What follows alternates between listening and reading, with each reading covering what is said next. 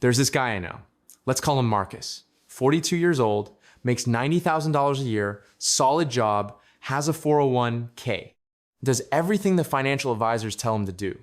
And one day he's sitting in his cubicle doing the math and realizes at his current pace, he'll be 71 before he can actually quit. Not 65, 71, because inflation exists and his contributions stayed flat for a decade. He looked at me and said, I'm buying back half my life at twice the price. That's when I realized most people aren't failing at retirement because they're bad with money. They're failing because nobody explained what the game actually is. Here's what I'm going to show you. How to stop working in 10 years using a system that requires exactly 0 market timing, 0 stock picking genius, and 0 crypto gambling. I'm going to break down the psychological traps that keep people stuck, the 3-layer wealth structure that actually works, and why the 25 times rule isn't some magic formula, but basic math that nobody bothers to explain properly. By the way, I built a free early retirement calculator because most online ones are mathematically wrong. It uses BlackRock and Vanguard logic to expose the weak points in your plan.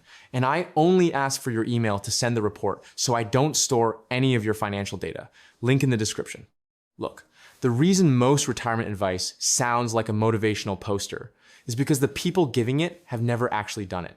I've been running my own business for over 10 years. I'm surrounded by accountants and fiscal lawyers who taught me how money actually moves. I have multiple hundreds of thousands of dollars invested. This isn't theory. This is what happens when you read the boring documents and figure out what actually matters. Think of your wealth like buying back your own time in chunks. Every month you work, you're selling roughly 160 hours of your life. Your job is to flip that trade, to build a pile of assets so big that it buys back those hours for you forever. That's it. That's the whole game. But here's the thing, nobody tells you. You're not buying back your life with one big purchase at the end. You're buying it back in pieces, 1% at a time. I learned this from a business partner who retired at 48. He told me a story about his daughter's soccer games. For years, he missed them. Every Saturday, had to work. Then one year, his investments were throwing off enough cash that Saturdays were covered. He didn't quit his job. He just bought back Saturdays. That's 6,240 hours of his life he got back before he ever fully retired. And that shift, that tiny slice of freedom, changed how he saw everything. He wasn't grinding towards some distant finish line anymore. He was collecting pieces of his life back, one at a time. This is the framework that makes early retirement possible. You measure progress in freedom units, not account balance. Freedom units. If your life costs $5,000 a month and your portfolio generates $500 a month in passive income, you're 10% free. That's not abstract. That's half a workday every single week that you've permanently bought back. And once you see it that way, the math gets really interesting really fast. Now, you might be thinking, sure, that sounds nice, but how do I actually build that pile of assets in 10 years instead of 30? Here's where most financial advice completely falls apart. They tell you to save more and spend less, which is technically true, but practically useless. It's like telling someone to lose weight by eating less and moving more. Correct. Unhelpful. The real answer has 3 parts. And if you miss any one of them, the timeline doubles. Part 1 is the income side. You cannot budget your way to wealth. I'll say it again. You cannot cut enough lattes to retire early. I've seen the numbers. If you're making $50,000 a year and saving 20%, that's $10,000 a year. Respectable, disciplined, slow. It'll take you decades. But if you make $150,000 a year and save the same 20%, you're putting away $30,000 a year. Same discipline, triple the speed. The difference isn't your character, it's your earning power. Here's a story that explains this better than any spreadsheet. I know 2 guys, same age, both started investing in 2008. Let's call them Josh and Ryan. Josh is a teacher, makes about $65,000, saves 15% like clockwork, never misses a month. Ryan's in software sales. Started at 70,000, but pushed himself to learn high-value skills. Sales psychology, negotiation. By 2015, he's at 120,000. By 2020, 180,000. Here's the thing. Ryan's lifestyle only went up a little. He bought a nicer car, moved to a better apartment, but he didn't let lifestyle creep eat the whole raise. He kept saving that same 15 to 20%. Today, Josh has about $230,000 saved. Solid, impressive discipline. Ryan has over 700,000, same time frame, same basic habits. The difference is income velocity.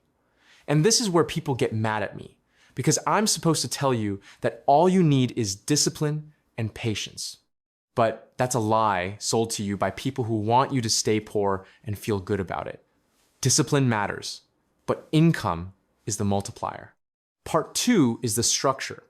You need 3 layers in your wealth stack. I call it the house model because every strong house has a foundation, walls, and a roof. The foundation is growth assets, index funds, stocks, boring stuff that compounds at 7 to 10% a year on average. This is the engine. Without it, your money just sits there getting eaten by inflation.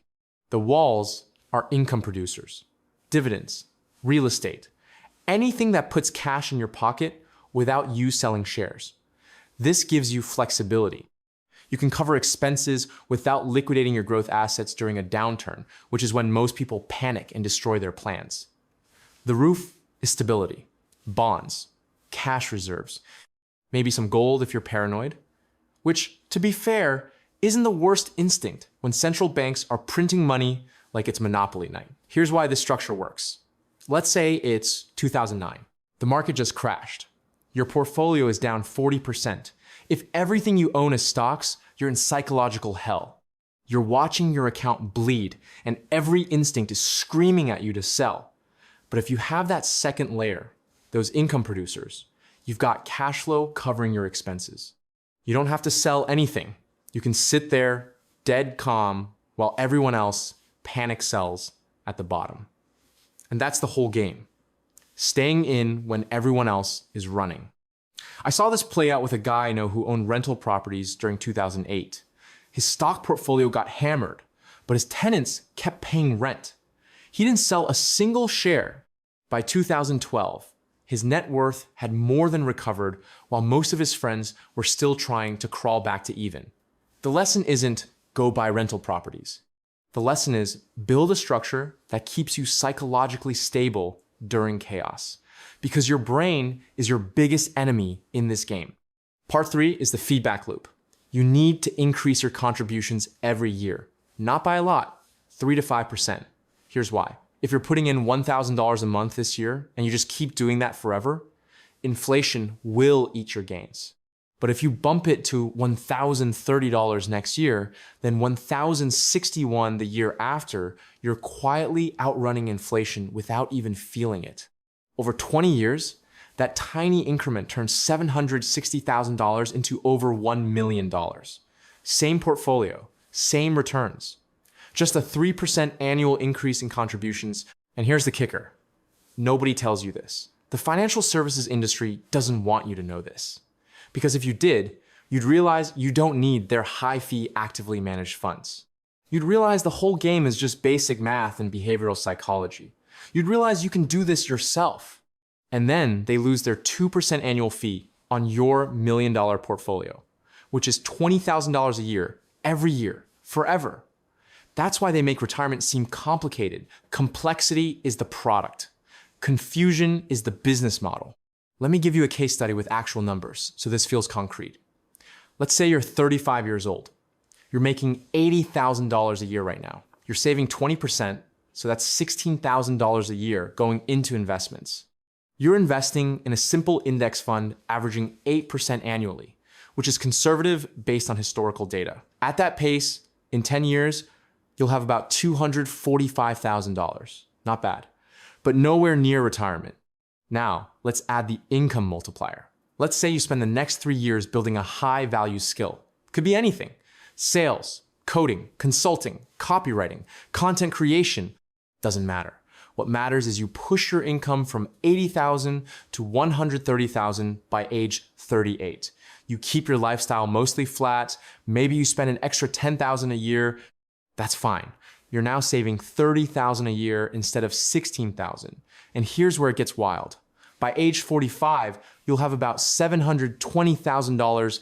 You didn't change your investing strategy. You didn't time the market. You didn't buy some meme coin. You just increased your earning power and stayed consistent. But wait, because this is where the 25 times rule comes in and blows the whole thing open. If your lifestyle costs $60,000 a year, your magic retirement number is $1.5 million. Why? Because at a 4% withdrawal rate, 1.5 million throws off 60,000 a year forever. That's the math. It's not complicated. It's just that nobody explains it without wrapping it in jargon and selling you a course. So you're sitting there at age 45 with $720,000. You're not done yet, but you're halfway there. And here's the psychological shift that changes everything. You're no longer measuring your progress by your account balance. You're measuring it in freedom units. At $60,000 a year in expenses, that's $5,000 a month. If your portfolio is generating $2,400 a month, you're 48% free. That's almost half your life bought back. You could quit your job and work part-time. You could take a sabbatical. You can negotiate a 4-day work week because you don't need the money as badly as your boss thinks you do. This is what financial independence actually looks like before you hit the finish line. It's leverage. It's options. It's saying no to things you hate because you've built a cushion that lets you breathe. And that feeling, that shift in how you move through the world is worth more than any account balance. Now, here's the part where I lose some of you, but I'm gonna say it anyway because it's true.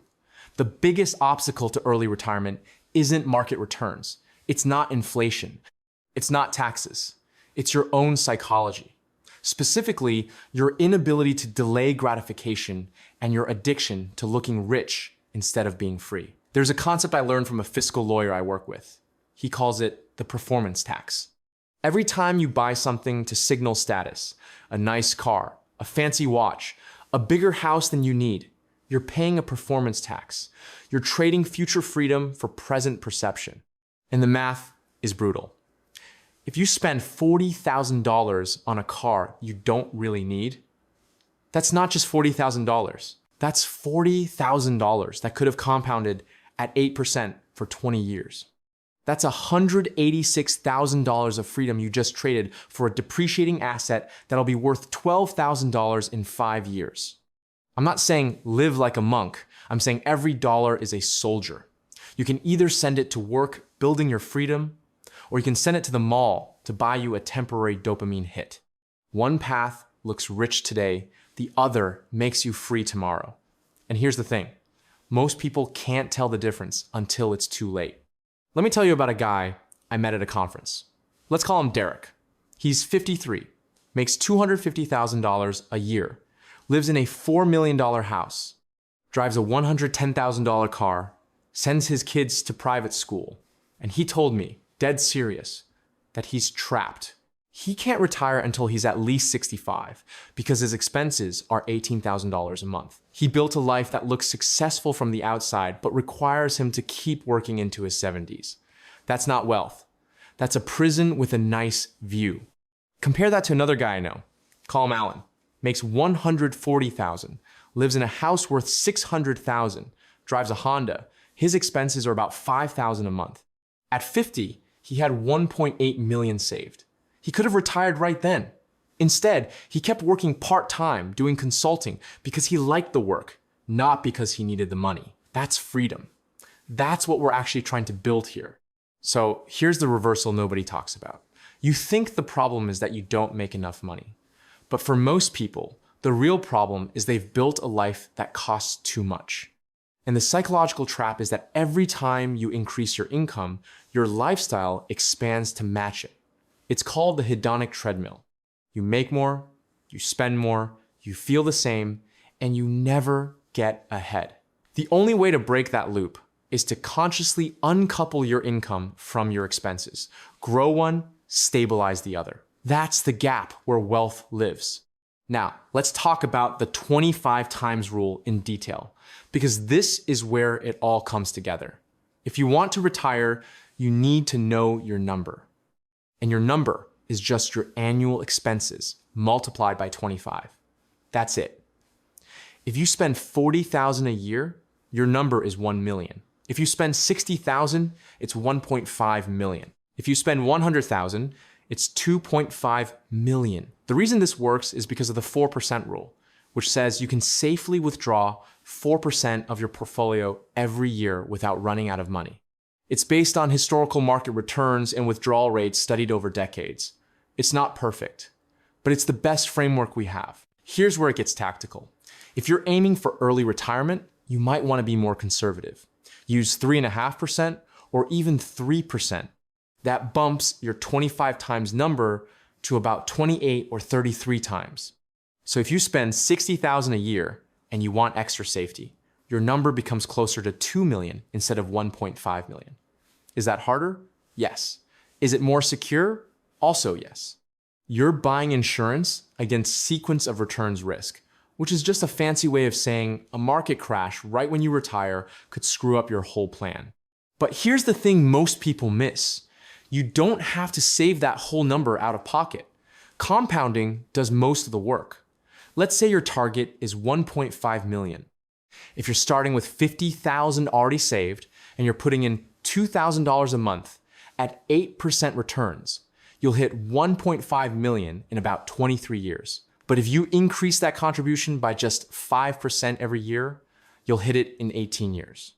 And if you can push your monthly contribution from $2,000 to $3,000 by increasing your income, you'll hit it in 14 years. Same market returns. Totally different timeline. That's the income multiplier at work. Here's another angle. Let's say you're 40 years old right now.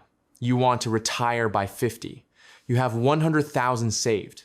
You're putting in 3,000 a month. At 8%, you'll have about 670,000 in 10 years. Not enough if your number is 1.5 million. But if you increase your contributions by 7% a year and you push your income up so you can contribute 4,000 a month by year 3, you'll cross 1 million by year 10. Still short, but you're 70% of the way there. And here's the secret. You don't have to fully retire at your target date. You can go part-time, you can do consulting, you can work on passion projects. Because the closer you get to your number, the less the outcome matters. You've already bought back most of your life. Lazy investing built more fortune than crypto memes. I've watched this play out over and over. The people who got rich fast almost always lose it fast. The people who built wealth slowly and boring are the ones still standing. And the reason is psychological. Fast money doesn't teach you the skills you need to keep it. Slow money forces you to learn discipline, patience, and systems thinking. It forces you to understand how incentives work. It forces you to confront your own weaknesses. That process is the real wealth. The money is just the receipt. So let's bring this back to the beginning. Remember Marcus, the guy who realized he was buying back his life at twice the price? Here's what he did. He didn't quit his job. He didn't panic. He sat down and mapped out his 3-layer structure. He calculated his freedom units. He realized he was already 12% free and didn't even know it. That shifted everything.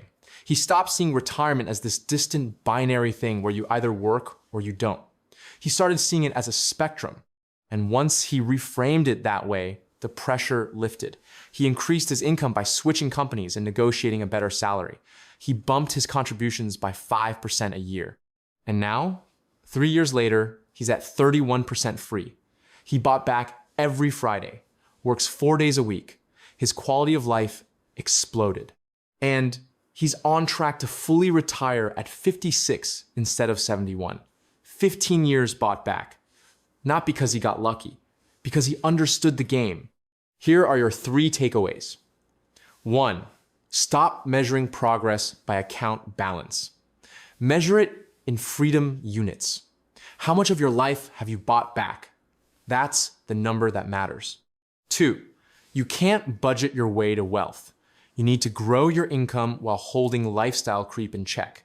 That's the gap where compounding actually has room to work. 3.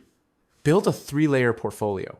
Growth for compounding, income for cash flow, stability for psychology. That structure keeps you in the game when everyone else is panic selling. The financial services industry wants you to think this is complicated, so they can charge you fees to manage your confusion. But it's not complicated. It's just math and psychology. And if you understand both, you can buy back your life in 10 years instead of 40. The only question is whether you'll actually do it. Because knowing the plan and executing the plan are two very different things. And most people will read this, nod along, and change nothing. Don't be most people.